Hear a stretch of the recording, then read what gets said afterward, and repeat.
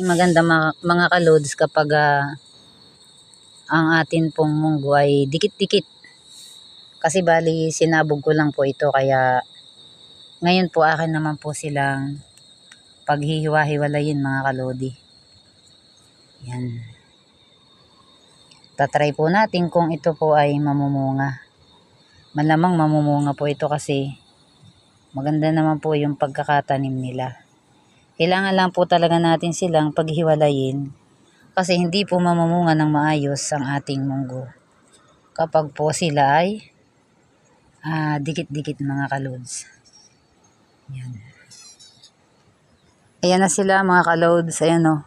Medyo malawak na po yung aking napaghiwa-hiwalay na munggo. At habang ako nga po pala ay naghiwalay, ayan po mga pusa ko. Yung isa naman po nasa balikat ko.